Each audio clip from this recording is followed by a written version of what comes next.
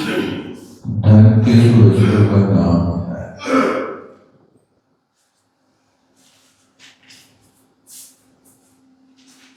इस धन संपदा को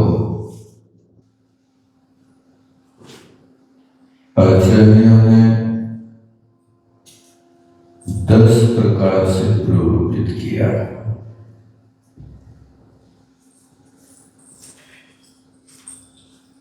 और इन 10 प्रकार की बाह्य परिग्रह से जाना जाता है।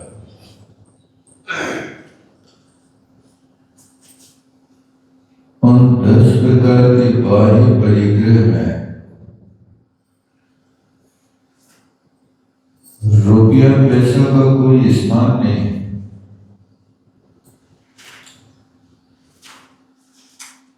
क्षेत्र, वास्तु। क्षेत्र का अर्थ जमीन जायदाद होता है और वास्तु का अर्थ मकान होता है।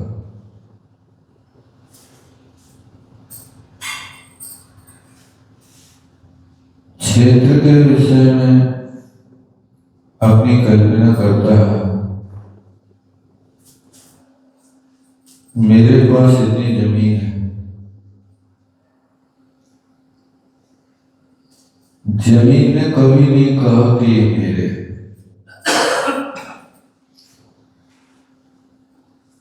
चेतन आत्मा तो कहती रहे मेरी है, मेरी है।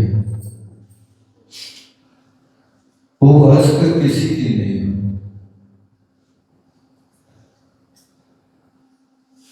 अनादिकाल से वो जमीन जहां थी वहीं पड़ी। व्यक्ति बदल जाता है।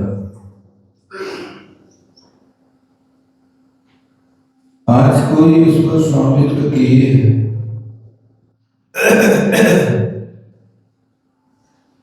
कल कोई दूसरा उस पर स्वामित्व करेगा।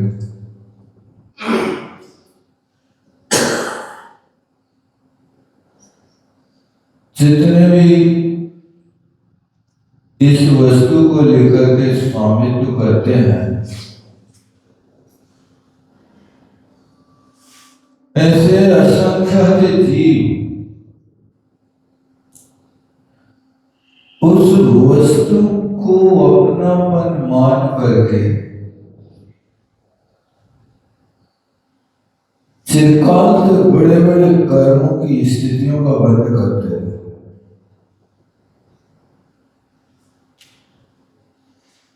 जो भी आता है वो कहता है ये मेरी।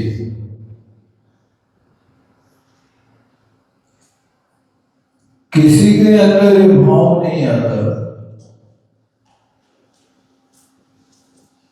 कि ना तेरा है ना मेरा, चिड़िया रहे बसेरा।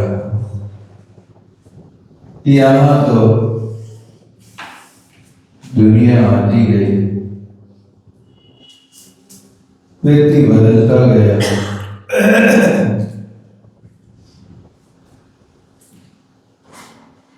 गाड़ी के जगह में आरे लगे होते हैं या साइकिल में स्कोप लगे होते हैं।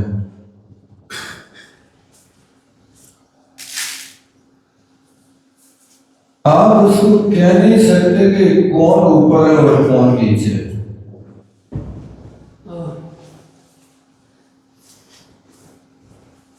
जो आज ऊपर है वो कल नीचे हो जाता है, जो नीचे है वो ऊपर हो जाता है। नेमी चक्र क्रमेण एक जगह की भांति हर व्यक्ति का कर्म चक्र घूमता रहता है। कभी जिस वस्तु को अपना मान रहा है और उस वस्तु के प्रति इतनी तीव्र लालसा होती है कि कालांतर में उसी खेत में जाकर के सांप बन जाता है, चूहा बन जाता है। ये क्या है? ये नेमी चक्र कर रहे हैं। इसलिए इन सब चीजों का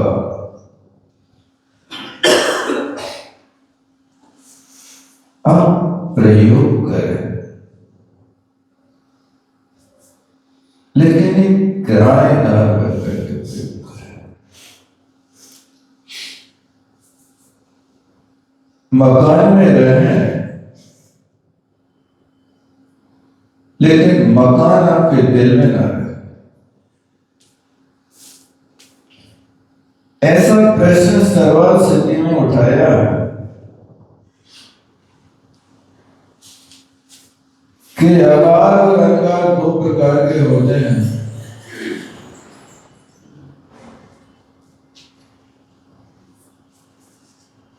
तो अगारी किसे कहते हैं? जो घर में बसते हैं ये अगारी है, और जो घर में नहीं रहते वे अंगार है।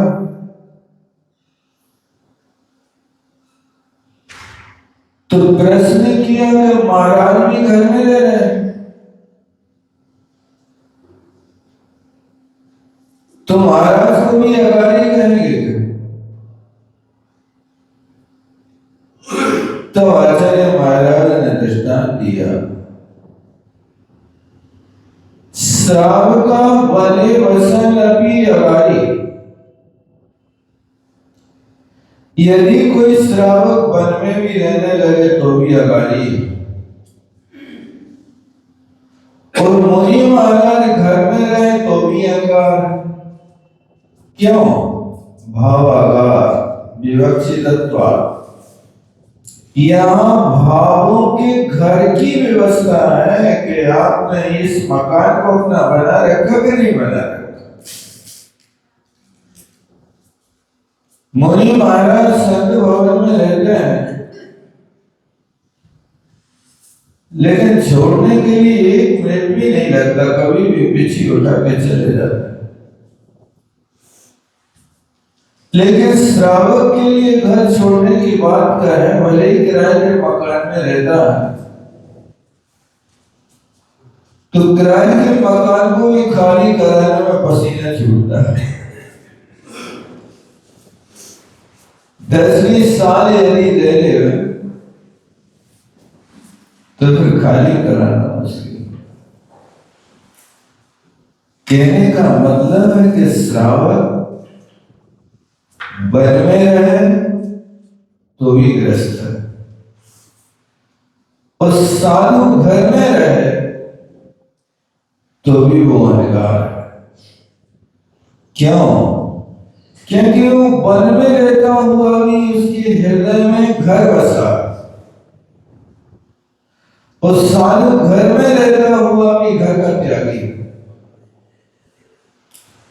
इन अंतरंग के परिणाम यदि पकड़ में आ जाए, सिद्धांत समझ में आ जाए, तो आप ही उस कर्म करने की प्रक्रिया से बच सकते हैं। इसलिए तो बार बार कहते हैं मेरे धन, मेरे ग्रह। तो ये 10 प्रकार के परिग्रह के साथ संबंध जोड़ना क्षेत्र है, तो जितना है उतने में संतोष रखें। क्षेत्र की आवश्यकता क्यों पड़ गई? क्योंकि श्रावक को तो रोटी स्वयं बना के खाना है ना। वो खेत में जाकर के पहले अनाज को उगाएगा, फिर उसके बाद खाएगा, इसलिए उसके पास क्षेत्र है। क्षेत्र रखो, लेकिन क्षेत्र में मूर्छा नहीं रखो। वास्तु है, मकान में रह रहे हैं, लेकिन उस मकान के प्रति बस यही भावना रखो, धर्मशाला जब तक जीव ने आयु कर्म रूपी किराया भरा है, उसे आयु कर्म रूपी किराए के देने के बाद तुम उस स्थान पर रह पाए। और जिस दिन आयु रूपी किराया खत्म होता है, उसके बाद एक दिन भी उस स्थान पर रह नहीं सकते। कौन नहीं रहने देगा? व्यक्ति का कर्म स्वयं उठा के ले जाता है। आयु कर्म यहां पूरा होता है, एक आयु पूरी होती है, आपको स्थान चेंज करना होगा। हम उसी घर में पैदा हो जाएंगे, तुम्हारे बस की बात नहीं। तुम उसी घर में पैदा हो जाओगे तो तुम्हारी पर्याय बदल जाएगी। जिस घर में तुम बाप बन करके रह रहे हो, तुम उसी घर में नाती बन के रहना पड़ेगा।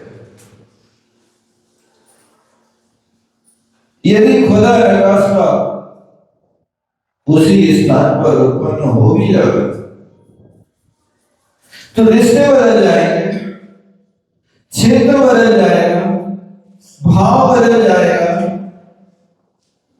वो ईश्वर की आएगी तो भी तुम्हारे साथ व्यवहार वही किया जाए। एक सेठ सेठानी थे, वैसे सेठानी बड़ी धर्मात्मा महिला थी, लेकिन सेठ धर्म से बहुत दूर है।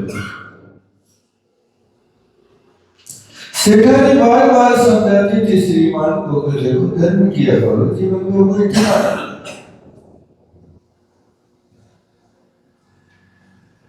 लेकिन सेठ की कोई समझ में नहीं आया। वो धर्म को ढकोसला होता था। जो लोग नास्तिक होते हैं वे धर्म के प्रति आस्था नहीं करते। ध्यान रखना, आप धर्म का समय नहीं निकाल पा रहे, कोई बात नहीं, लेकिन धर्म की निंदा नहीं कर।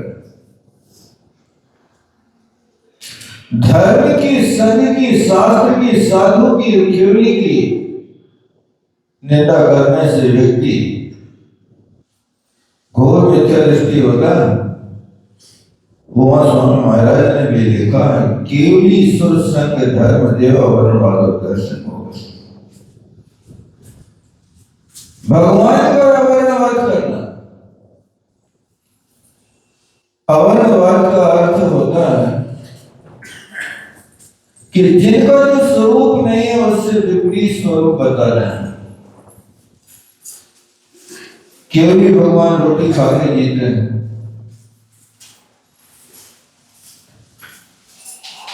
केवली भगवान भी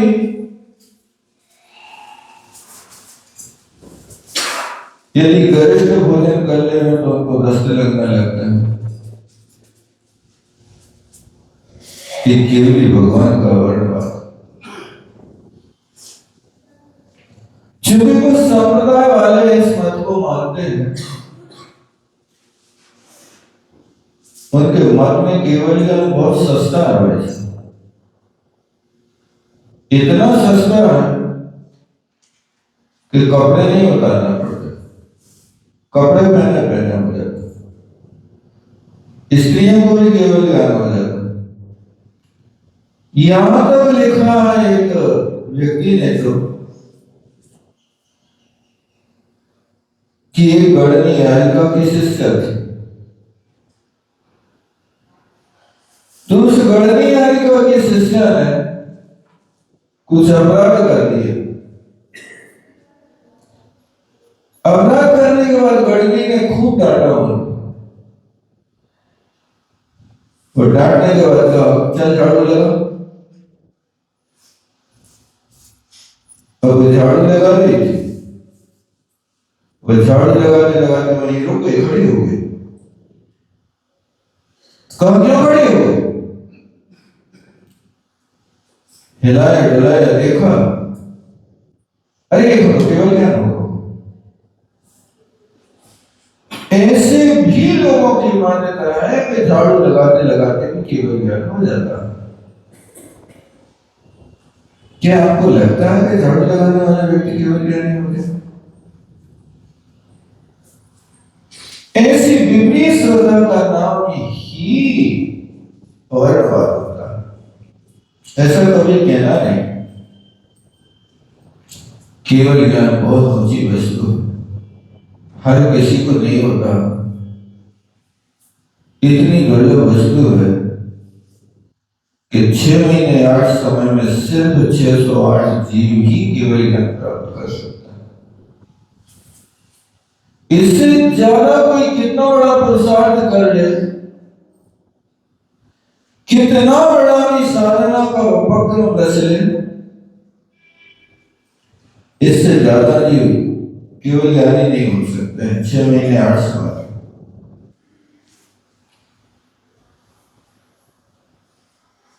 क्योंकि ये नियम है, केवलियों की संख्या सीमित होती है और बहुत कष्टसाध्य और कठिन मामला है। केवल ज्ञान तक पहुंचने के लिए आप तत्व अभ्यास करो तो पता चलेगा कि वास्तव में कितना परिश्रम करना पड़ता है, तब केवल ज्ञान होता है। और हर किसी को नहीं होता। बिरले प्राणी होते हैं जिनको केवल ज्ञान होता है।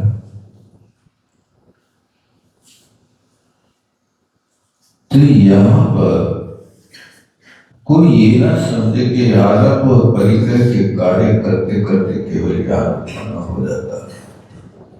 केवल ज्ञान तो निरारंभी और अपरिग्रही आत्माओं को हुआ करता है। तो ये कहा जो मेरे धन है, तो धन में आप सिर्फ अकेले पैसे को धन मानते हैं कि खेत को भी धन मानते हैं, वास्तु माने मकान को भी धन मानते हैं, सोने चांदी को भी धन मानते हैं, दासी दास को भी धन मान लेते हैं।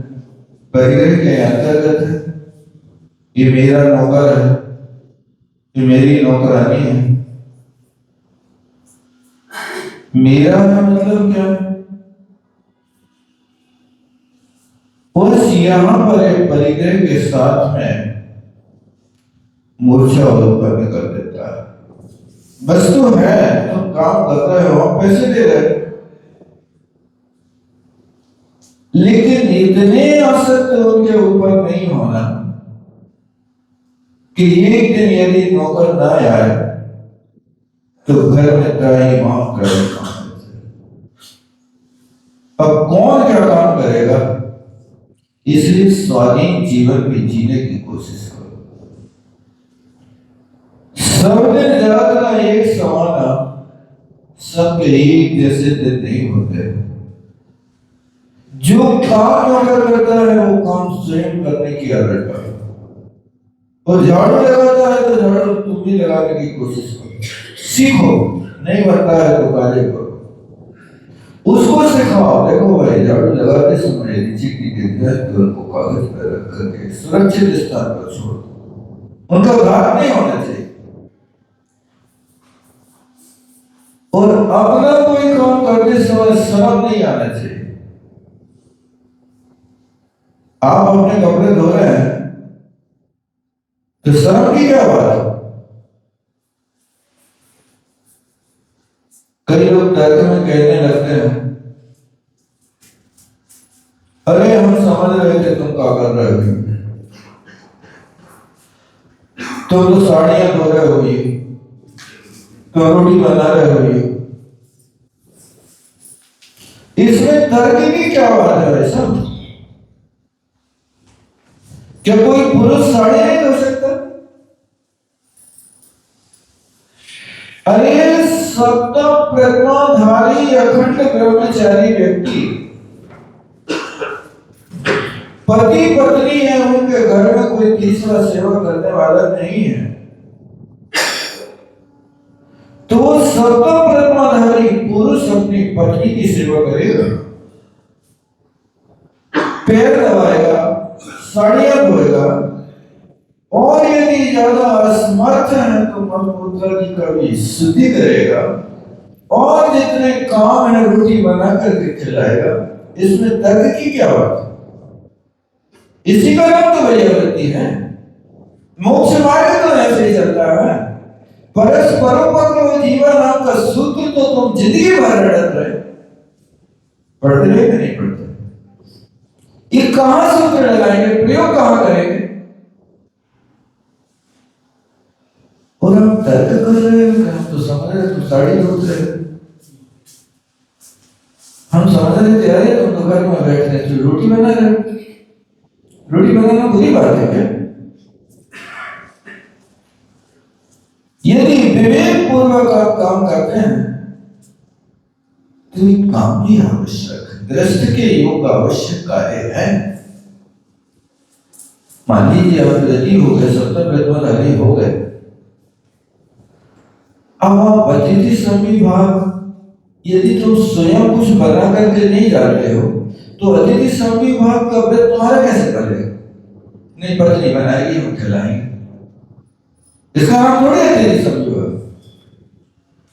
आप अपने लिए बनाओ और उसी वस्तु में से एक भाग अतिथि को दे दो।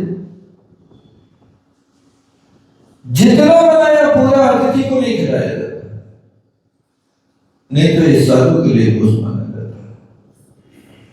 अतिथि का सब विभाग करना, विभाग माने जो बनाया है उसका भाग करना, उस भाग में से कुछ है आप ले लो, ले लेना, पहले मुनि को भोजन दे देना, मुनि को भोजन दे फिर निचले यहां, नहीं तो बाद में फिर विकल्प हो गए। एक बार एक व्यक्ति था, धर्मात्मा था, वो किसी दूसरे गांव जा रहा था, पैदल जा रहा था। अरे वो यहां से निकला, घर से निकला,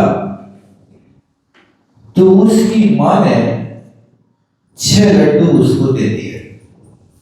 बेटा तुम बाहर जा रहे हो, खाने की व्यवस्था नहीं, ये लड्डू खा लेना। अब भाग्य की चीज जब आगे बढ़ा और 2-4 कोस की यात्रा करी तो वहां एक मुनि महाराज मिल गए। तो इसके मन में आया कि मुनि महाराज यहाँ जंगल में बैठे हैं, इनसे क्यों न निवेदन करें कि महाराज आहार करके निकल जाओ। सो उसके मन में आया तो महाराज को निवेदन कर लिया, महाराज चर्या को निकल गए। अब जो उसके पास तो मां ने 6 लड्डू वाले थे, उसमें से महाराज के 5 लड्डू चला दिए उसने। अब बाद में महाराज का आहार होने के बाद जब उसने वो लड्डू खाया तो बहुत मीठा लगा, बहुत मीठा लगा।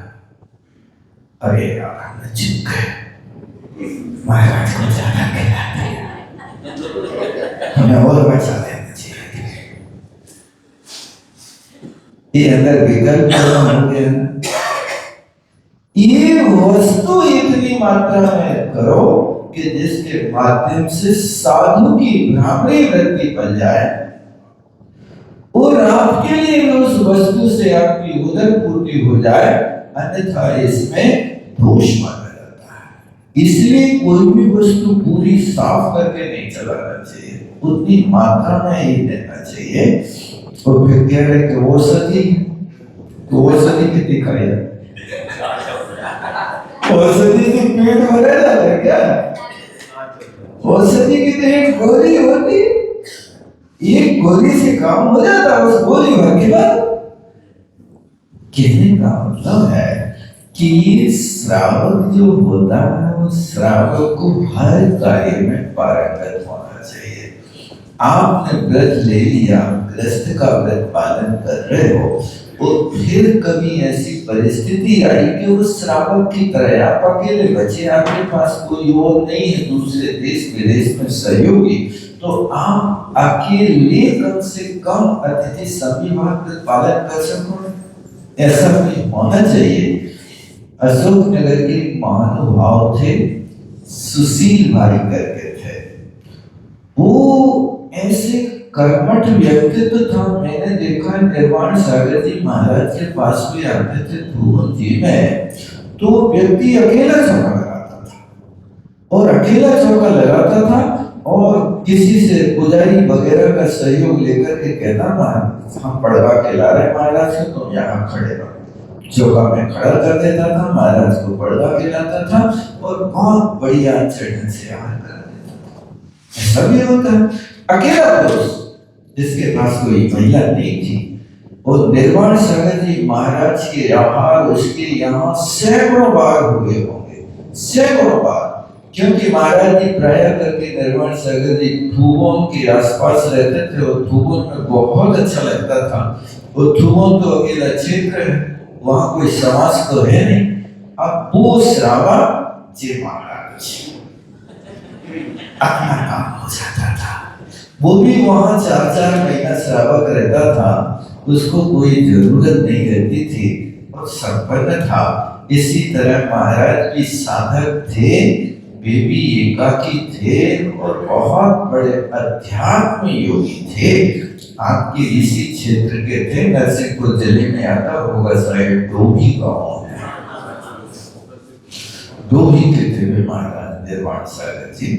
अच्छी साधना थी जिनकी, 106 साल की उम्र में समाधि हुई, 50 साल की उम्र उन्होंने दीक्षा ली थी और फिर उसके बाद 56 साल मुनि महाराज रहे। इतनी गजब की साधना, इतनी गजब की साधना थी उनकी कि वास्तव में उनकी साधना के आगे तो मतलब कोई टिक नहीं पाता था। इतने गजब के और निरपेक्ष वृत्ति, कपड़े को कभी जीवन में हाथ से छुआ नहीं। जिस शास्त्र में अक्षर बंधे हो गए उस छात्र को पढ़ते ही नहीं थे, श्रावक को अक्षर खोल करके दूर रखना पड़ता था, इतना उनका एक नियम था। और एकांत स्थान में रहते थे। थुबोन जी है, खंडारगिरी है, सिरोन जी है। बाद में उन्होंने 90 साल की उम्र में क्षेत्र सीमा बना ली थी, 200 किलोमीटर के एरिया में रहे, तो ऐसे स्थान पे भी रह जाते थे। कहने का मतलब है कि इन सब चीजों में आप अतिथि संविभाग आदि व्रत पालन करने के लिए वो कार्य आप भी सीखो। अपना जीवन पराश्रित मत बनाओ कि हर कार्य नौकर से ही होगा, ऐसा नहीं। कई बार कई लोग कहने लगते हैं कि लोग मालिक को भूल जाते हैं और नौकर को याद करते हैं। वो कहाँ है भैया, हम तो उसी से ले हैं, चलो जब वो आएगा तब ही लेंगे। ये क्या है? इतनी पराधीनता आपने बना ली कि आप उसको लोग भूलने लगे और मालिक उसको मानने लगे। ये जो होता दासी दास आदि ये भी धन की कोटि में आता है, ये भी परिग्रह के योग हुआ करते हैं। ऐसे दासी दास कुप भांड प्रमाणातिक्रमा, एक कुप है, भांड है, माने बर्तन भांडे कपड़े आदि, इन चीजों के साथ भी ये मेरे हैं, ये मेरे हैं, हम कपड़े रखे हैं। बहुत झगड़े इसमें भी होते हैं कि घर में यदि किसी की शर्ट दूसरे भाई ने पहन ली तो झगड़ा हो जाता है, किसी की साड़ी किसी दूसरे ने पहन ली तो झगड़ा हो जाता है। ये सारे के सारे मिथ्या दर्शन की निशानी है और चारित्र मोहिनी के उदय से होने वाली परिणति है। ये जो यहाँ कहा मेरे धन, तो धन का अर्थ पहले लोग जिनके पास गोधन होता था और जमीन होती थी वे सबसे बड़े धनाढ्य माने जाते थे। वे अपने पास इतना रखते थे और बहुत सादा और सिंपल जीवन उनका होता था। पूछते थे तुम्हारे पास गाय कितनी है? यदि तुम्हारे पास 150 गायें हैं तो आप अमीर व्यक्ति माने जाते थे। ये नहीं पूछते थे कि तुम्हारी दुकान चलती कि नहीं चलती, तुम्हारी नौकरी है कि नहीं है। आज तो शादी होने के पहले इस बात का बखेड़ा खड़ा होता है कि तुम करके क्या, नहीं होता। तुम्हारे पास रेवे क्या? अब बेचारों के पास रेवे भले ही मकान ना हो, लेकिन लड़का की शादी करने तो लोन लेके मकान बना रहे। कहो नहीं है? यदि तुम्हारे पास देखने में मकान नहीं होगा तो शादी नहीं हो पाएगी। लड़का अपने पैर पे खड़ा नहीं होगा, 1,50,000 की नौकरी ना हो, 1,50,000 की कमाई ना हो, यदि वो 2-4 घंटा पूजा करने वाला हो तो ठंडक पास रहेंगे, उनकी शादी नहीं। अभी एक महानुभाव आकर के बता रहे थे, बोले कि संबंध कैंसिल हो गया। क्यों? लड़का रात्रि में नहीं खाता तो लड़की की जिद्दी के रात्रि में नहीं खाएगा। मामला था। ये क्या विसंगतियां आज अपने बीच में आती जा रही हैं, इन पर अपन को बहुत अच्छी तरह से विचार करना। धर्मवाद को खोजने की अपेक्षा धर्मवाद को खोजना। वर और वधू ये दोनों धर्मात्मा होंगे तो धन अपने आप तुम्हारे पीछे पड़ेगा, और यदि ये दोनों धर्म से दूर होंगे तो कभी भी आप सुखी नहीं हो पाएंगे। ये बहुत अच्छी तरह से हर व्यक्ति को विचार कर लेना चाहिए।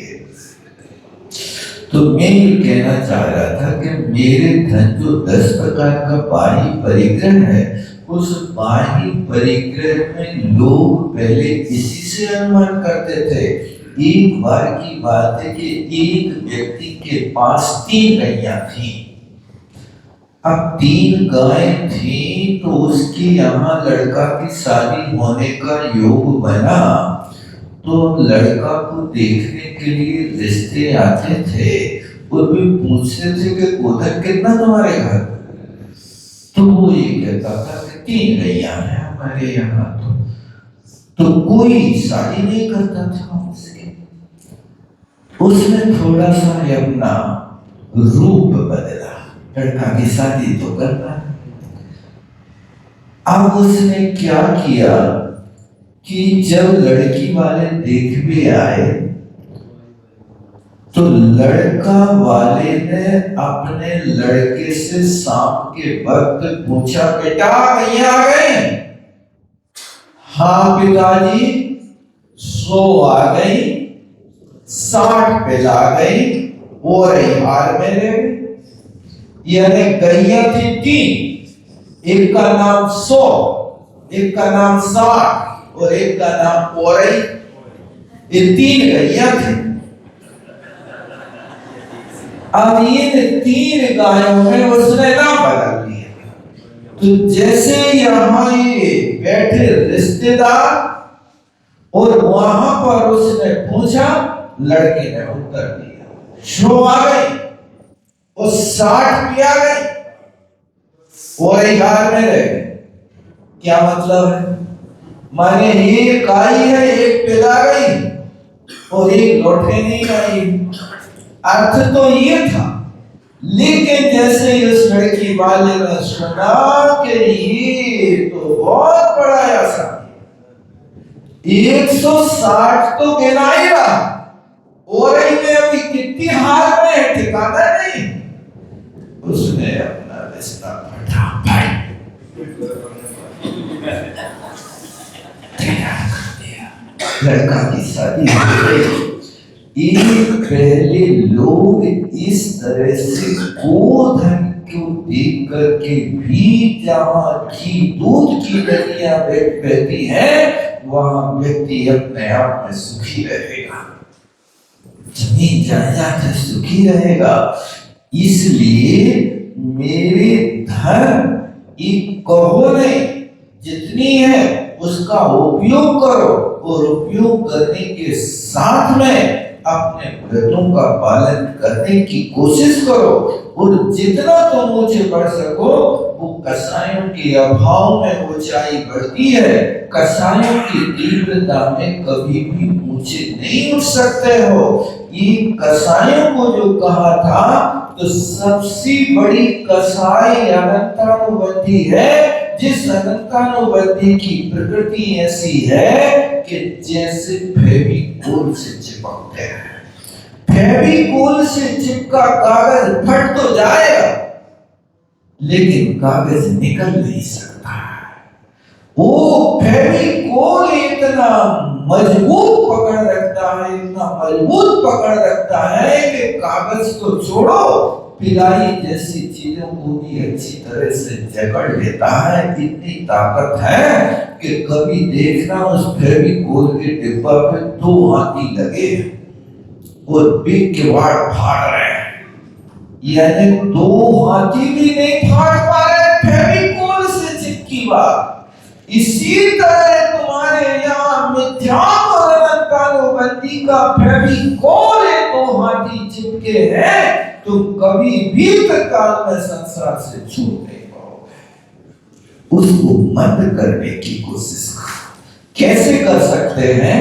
उसका तरीका ये है कि आप कषाय के निमित्तों को डालने की कोशिश करो। दूसरा तरीका है कि आपको लगे कि इस व्यक्ति को देख करके हमें अभी गुस्सा आने वाली है, आप सबसे बड़ी चतुराई का काम करो कि वो रास्ता मोड़ो। आप उसके सामने जाने की कोशिश मत करो, क्योंकि ये होता है कि काल कब कौन कैसा चल रहा। जैसे आपका पूरे दिन का काल है ना, इस पूरे दिन के काल में 8 चौघड़ियां होती हैं। 1.5 घंटे की एक चौघड़िया होती है। उन 1.5 घंटे की एक चौघड़िया में 3 चौघड़ियां तो सर्वोत्कृष्ट होती हैं, जिसको शोभ, लाभ और अमृत, ये 3 चौघड़ियां दिन में आती हैं, माने 12 घंटे में। और एक चौघड़िया होती है चल चौघड़िया, जिसको मध्यम चौघड़िया कहते हैं। ये 12 घंटे में 4 चौघड़िया माने 6 घंटे की घड़ी तो तुम्हारी बहुत अच्छी है। वो 6 घंटे की घड़ी जो है वो बहुत गड़बड़ है, काल है, उद्वेग है, भय है। इन चौघड़ियों में यदि तुम कहीं उलझ गए तो उलझोगे तो तुम्हें सुलझना मुश्किल होगा। इसलिए जब कभी उलझना हो तो कैलेंडर अपने पास हमेशा रखो। देखो अब चौघड़िया कौन सी चल रही है, क्योंकि ये 1.5 घंटे का काल है। यदि 6 बजे से 7:30 बजे तक शुभ चौघड़िया चले तो उसमें तुम जो काम करो सफलता मिले, और यदि 6 से 7:30 तक उद्वेग की चौघड़िया चल रही है तो तुम्हें कछु भी निमित्त ना मिले, लेकिन अंदर तुम्हारे हृदय में तूफान उठेगा और वो तूफान तुम्हें शांति से बैठने नहीं देगा। जैसे कभी बिच्छू काट खाए ना, तो बिच्छू के काटे व्यक्ति के लिए चैन नहीं मिलती है, बिल्कुल पतंग सा उड़ता ऊपर नीचे चिल्लाएगा, रोएगा, सिर भटकेगा, इतनी भयंकर पीड़ा होती है। बिच्छू का काटा शांत नहीं बैठता, और सांप के काटा हुआ व्यक्ति मुंह ले लेता है, बोलता नहीं। उसके लिए बार बार बुलवाएंगे जिसको सांप ने काटा, तब मेयर आ जाए तो उस बोल जाए, अन्यथा पड़ा रहेगा। इस सांप का काटा बोलता नहीं और बिच्छू का काटा चुप रहता नहीं। तो इस तरह से इन चौघड़ियों को देखना सीख लो, और उन चौघड़ियों के साथ में देखो कि आज मृत्यु योग है कि उद्दंड योग है। जो योग होवे उसको डालने की कोशिश करो। यदि तुम शुभ चौघड़िया में अच्छे काम करोगे तो सफलता मिलेगी। लेकिन लड़ाई भी चौघड़िया सुर चौघड़िया में करोगे तो तुम्हें ज्यादा गुस्सा नहीं आएगी, बात सुलझ जाएगी, तत्काल निपट जाओगे और हाथ जोड़ के पिंड छोड़ोगे। और यदि नहीं किया तो फिर आप फंस जाओगे। इसलिए काल में एक दिन में 4 चौघड़ियां माने 6 घंटा तो हर व्यक्ति का उद्वेगकारी होना और 6 घंटे शुभ होना है। अब तुम देखो कि तुम्हारी कौन सी, कहते हैं ना घड़ी अच्छी नहीं थी, घड़ी अच्छी नहीं मतलब चौघड़िया, चौघड़ी माने 4 घड़ी, 4 घड़ी का अर्थ कि 12 घंटा में 4 ही घड़ी अच्छी होना, उसको चौघड़िया कहते हैं। और 4 घड़ी उसमें बुरी होना, तो वो जो कहावत है कि अच्छी घड़ी नहीं, अच्छी घड़ी में काम नहीं किया माने अच्छी शुभ चौघड़िया में काम नहीं किया। इसलिए एक बात उलझ गई। तो दिन में जो होती है वे कम से कम इतनी तो रहेगी, और सप्ताह में भी देखना तो 7 दिन में 2-3 दिन ऐसे रहेंगे जहां तुम्हें उद्वेग रहेगा, कसाय का निमित्त रहेगा। आप देखना साप्ताहिक पेपर में जो रविवार को पेपर आता है ना, उसमें सप्ताह राशि होती है, उसमें दी होगी कि तुम्हारी कन्या राशि है तो इस सप्ताह में तुम्हारा मंगलवार बुधवार गड़बड़ रहेगा, सतर्क हो जाओ। ऐसा मंगलवार और बुधवार माला हाथ में ले लो, दूसरे काम नहीं करो। लेकिन हम उसी दिन माला को त्याग करें। योग काल में यदि तुम काम करोगे तो सफलता मिलेगी। जब बुरा काल आवे तब मौन लेके परमात्मा को स्मरण करो, और अच्छा काल आए तो अच्छे काल में डुबकी लगाओ, व्यापार करने तो अच्छे काल में करो। यदि तुम्हें कोई और दूसरे काम करना तो अच्छे काल में करो, और बुरे काल में धर्म करोगे तो बुरा काल टल जाएगा। ये काल टल गया माने 1.5 घंटे का काल निकल गया, तुम्हारी विपत्ति टल गई। लेकिन हाथ धर के कुलड़िया वही समय पटकते हैं, उसी समय उद्वेग आता है और हम उसको समझ नहीं पाते हैं। बोलो आचार्य गुरु जय।